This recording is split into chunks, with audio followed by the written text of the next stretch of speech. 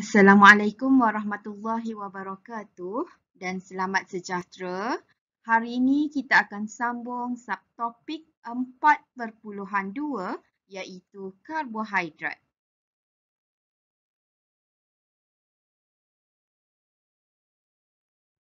Okey, sebelum kita pergi lebih mendalam, kita tengok dahulu apa maksud sebatian organik. Okey.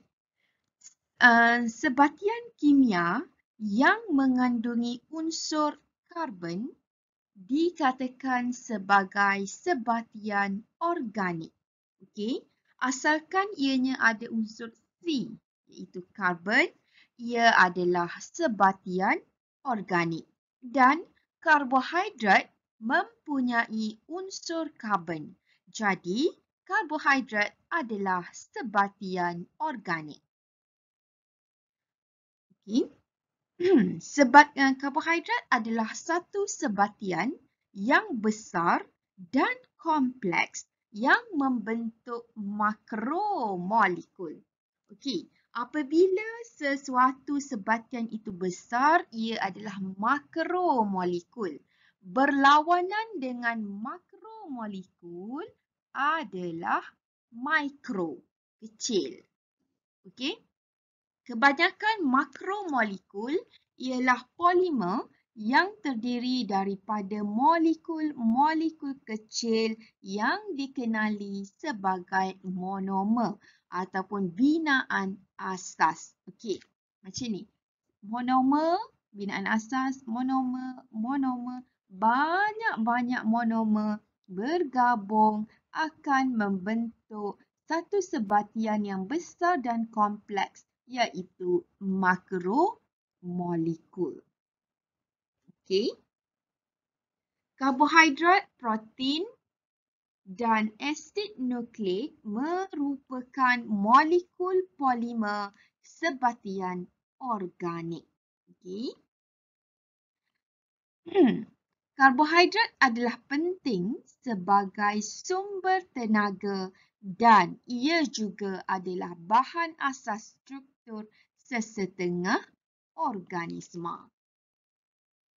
Karbohidrat adalah sebatian organik yang terdiri daripada unsur karbon, hidrogen dan oksigen dalam nisbah 1:2:1. CHO, so 1 karbon, 2 hidrogen, 1 oksigen. Okey.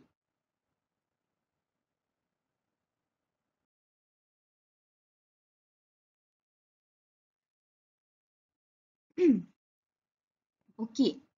Kita sambung, sejenis-jenis karbohidrat adalah monosakarida iaitu gula ringkas, disakarida, polisakarida adalah gula kompleks,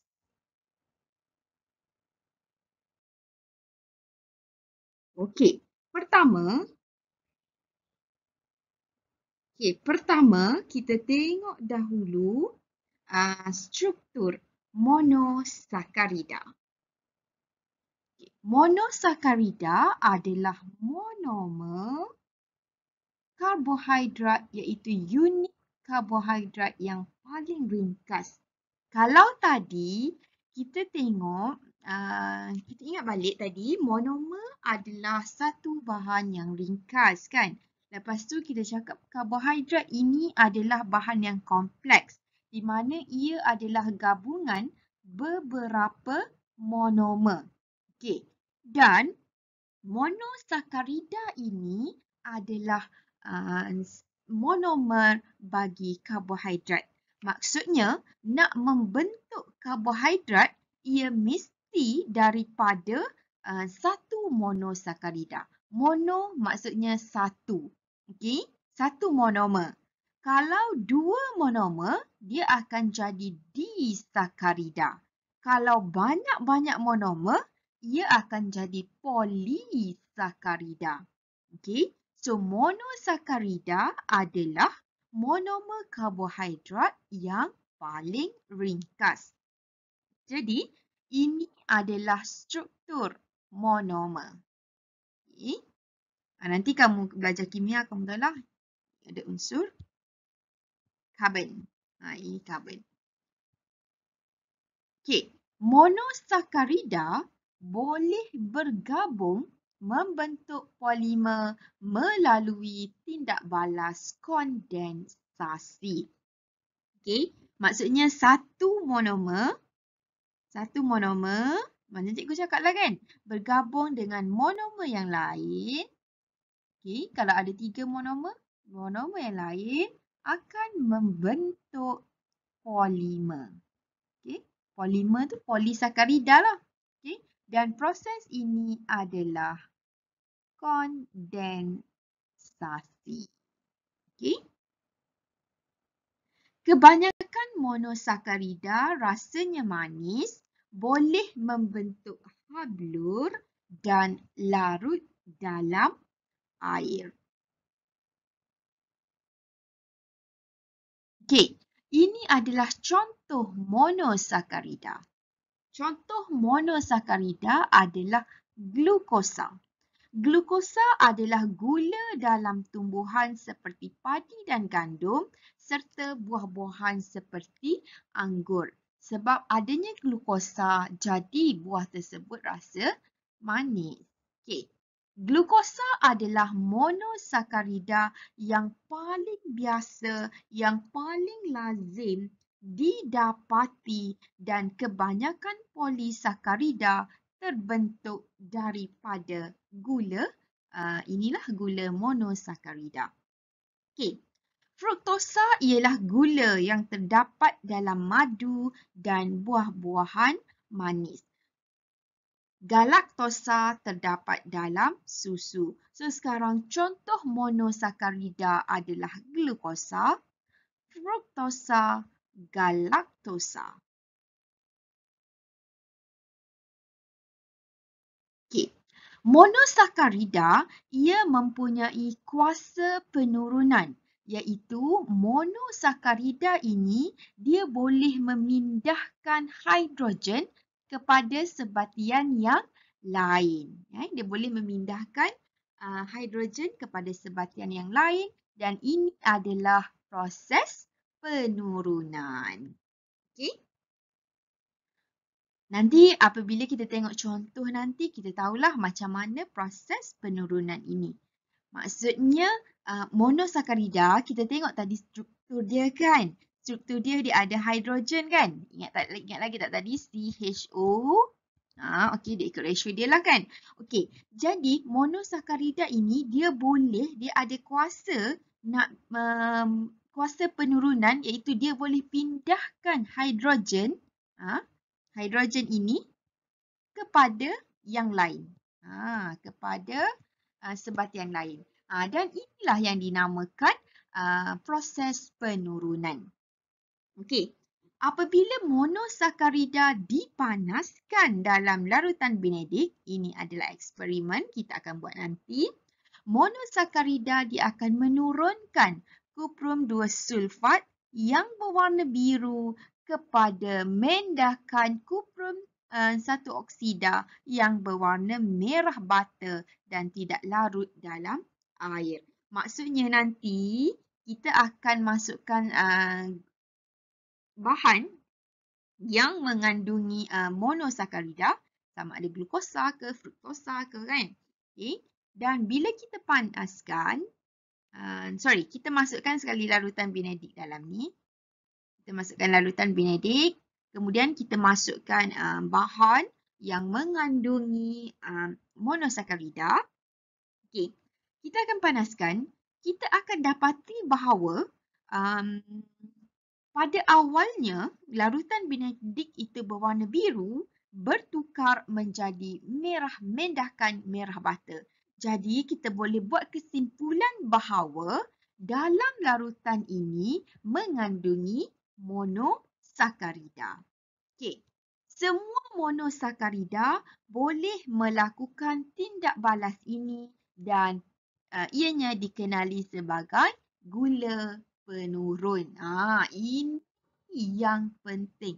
Dalam soalan, biasa ditanya berikan contoh gula penurun. So lepas ni kamu jangan confuse gula penurun adalah monosakarida. Kamu bagi sahaja salah satu contoh daripada monosakarida. Okey, kalau tadi kita tengok mono, ingat lagi tak contoh monosakarida tadi apa? Glukosa, fruktosa, galaktosa, betul? Itu adalah contoh monosakarida.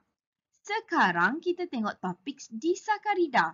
Cikgu cakap dari awal tadi, di bermaksud dua.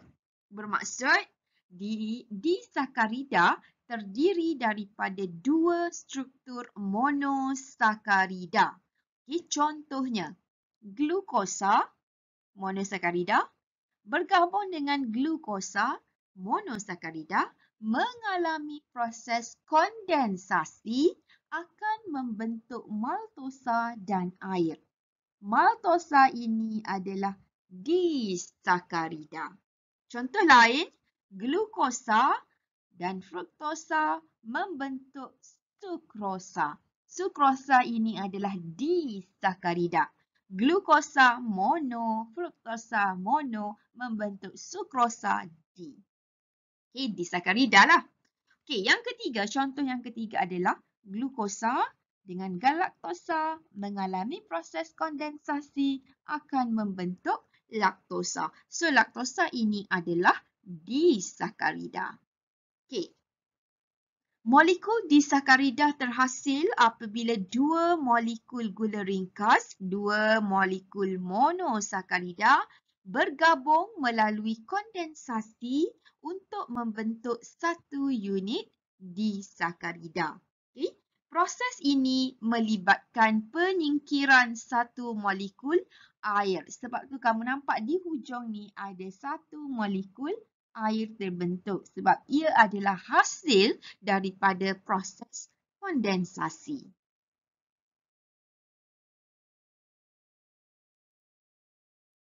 Okey, disakarida juga boleh diuraikan kepada monosakarida melalui hidrolisis dengan penambahan satu molekul air. Kalau tadi daripada mono tambah mono menghasilkan di melalui proses kondensasi. Okey, daripada disakarida nak membentuk monosakarida akan mengalami proses hidrolisis. Kalau kondensasi tadi dia penyingkiran satu molekul air, hidrolisis ini ia adalah penambahan satu molekul air. Inilah maltosa melalui hidrolisis membentuk glukosa dan galaktosa. So, kamu tengok kat sini, ini adalah disakarida, ini adalah monosakarida. Gabungan monosakarida melalui proses hidrolisis. Okey.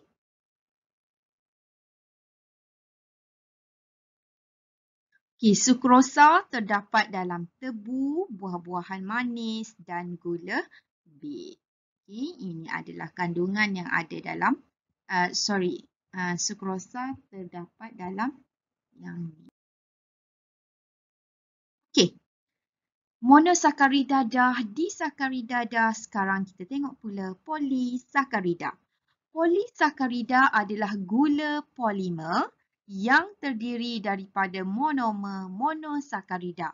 Kalau kamu tengok, monosakarida ini adalah asasnya. Nak membentuk disakarida, ia adalah gabungan dua monosakarida. Nak membentuk polisakarida, ia adalah gabungan tiga atau lebih monosakarida. Seperti dia, okey. Lebih daripada dua lah, dia melibatkan sehingga beratus-ratus monosakarida untuk membentuk satu rantai molekul yang panjang. Okey, polisakarida ini ia tidak larut dalam air. Kenapa? Disebabkan oleh polisakarida ini saiz molekulnya yang besar. Okey, polisakarida dia tidak mempunyai rasa manis. Ingat ni. Polisakarida dia tak mempunyai rasa manis dan dia tidak menghablur. Okey, menghablur tu macam membentuk kristal-kristal macam tu. So polisakarida boleh diuraikan melalui hidrolisis dengan bantuan asid cair, pendidihan dan juga tindakan enzim. Maksudnya polisakarida, kalau tadi disakarida, kita boleh uraikan dia melalui proses hidrolisis. Polisakarida pun sama, tetapi polisakarida hidrolisisnya dengan bantuan sama ada asid cair ataupun dengan pemanasan ataupun dengan tindakan enzim. Polisakarida memainkan peranan dalam sesuatu organisma. Okay? Peranan pentinglah polisakarida. Okey, sekarang kita tengok apa kepentingan karbohidrat dalam sel. Pertama, karbohidrat berfungsi sebagai sumber tenaga. Contohnya glukosa. Kita makan nasi. Nasi adalah sejenis karbohidrat. Okey, nasi itu adalah sejenis karbohidrat tapi ia adalah polisakarida. Jadi, bila dia polisakarida, kita tak dapat tenaga lagi. So, polisakarida itu dia akan mengalami proses hidrolisis. Kan? Hidrolisis dengan adanya enzim semua dalam proses pencernaan tu, bila dihasilkan glukosa, barulah kita dapat tenaga. Okey, selain daripada itu, karbohidrat juga merupakan sebagai simpanan, berfungsi sebagai simpanan makanan. Contohnya dalam sel haiwan, makanan yang lebih ataupun glukosa yang lebih disimpan dalam bentuk glycogen. Dalam sel tumbuhan pula disimpan dalam bentuk kanji. Jadi, bila kita berpuasa ataupun kita tak makan ataupun kita sangat lapar, kita boleh bertahan sebab glycogen ini boleh ditukarkan kepada glukosa untuk menghasilkan tenaga. Okey, selain daripada itu, karbohidrat juga berfungsi sebagai struktur sokongan. Contohnya, selulosa pada dinding sel tumbuhan. Okey, pada dinding sel tumbuhan, adanya selulosa. Selulosa ini adalah contoh daripada karbohidrat juga. Sebab itu, karbohidrat berfungsi sebagai struktur sokongan. Ini adalah selulosa. Selulosa adalah struktur utama dalam dinding sel tumbuhan. Sebab tu kita cakap dinding sel tumbuhan ini adalah kuat, kan? Adalah teguh. Maksudnya dia susah nak tak berubah bentuk dia disebabkan oleh dinding sel yang kuat ini. Sebenarnya dalam dinding sel ini mengandungi selulosa. Macam tu. Seterusnya, kanji. Kanji adalah polisakarida, simpanan utama dalam tumbuhan. Kanji juga boleh didapati dalam kloroplast. Okey? Contohnya bijirin lah yang contoh gambar ni. Bijirin, ubi, kentang ke kacang. Semua tu adalah mempunyai kanji. Okey. Glycogen. Kalau tadi kita tengok selulosa, kan? Okay, kita tengok bahan simpanan dalam dalam tumbuhan. Ini adalah simpanan dalam haiwan pula, iaitu glycogen. Cikgu cakap tadi lah, kan? Glycogen dia tersimpan dalam haiwan. Dalam kita lah. Kita dalam manusia pun sama glycogen. Jadi glycogen ini boleh ditukarkan kepada glukosa untuk penghasilan tenaga. Okey. So, glycogen adalah polisakarida simpanan utama yang didapati dalam sel otot dan sel hati pada haiwan dan juga manusia. Okey. So, sampai situ sahaja untuk karbohidrat. Kita sambung nanti 4.3. Terima kasih. Jumpa lagi.